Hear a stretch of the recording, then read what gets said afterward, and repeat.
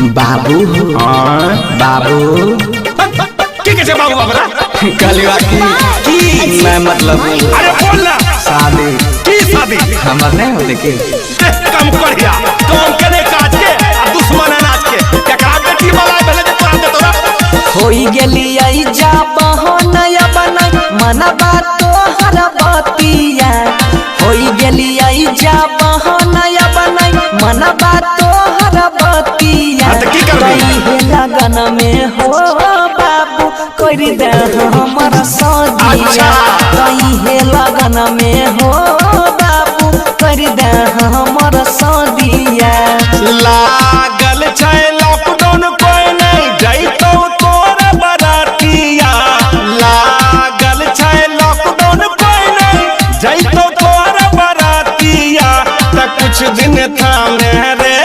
बेटा कर दे बहु शादिया त कुछ दिन थामे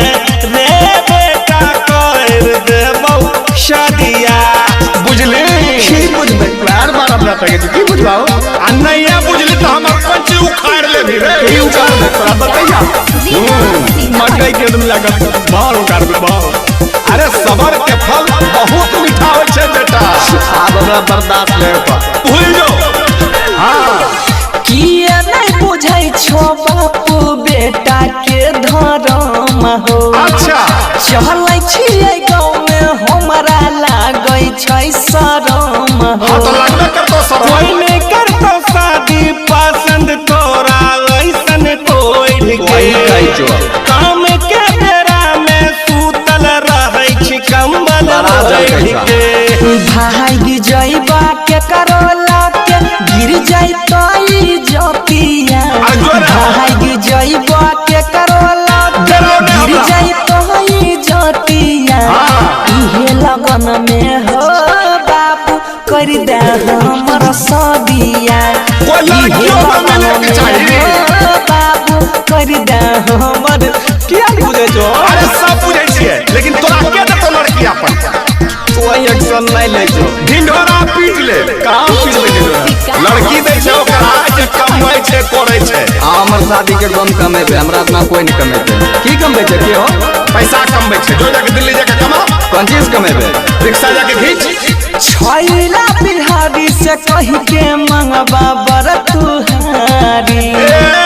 अपन लिहती लक हमरा दी होया पछिया गारी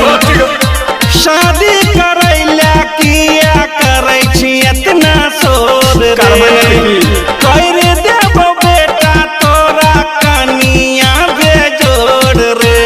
हो गेलै शादी सोनुआ गीत करवा के। बात के ना तोहर बदिया हाँ, तो पैसा कमबै हो छै। गेलै शादी बनसी धर के हमरा फोड़ा बैठोल दिया इहे लगन में हो बाबू कर दे हमर सदिया तनी दाम धर रे बेटा कर देबो शादिया बुझली ज्यादा छटर पटर नहीं कर कुछ नहीं है तो जब तक लॉकडाउन जय छै मां कत्यानी रिकॉर्डिंग स्टूडियो मानसी एक कन्या।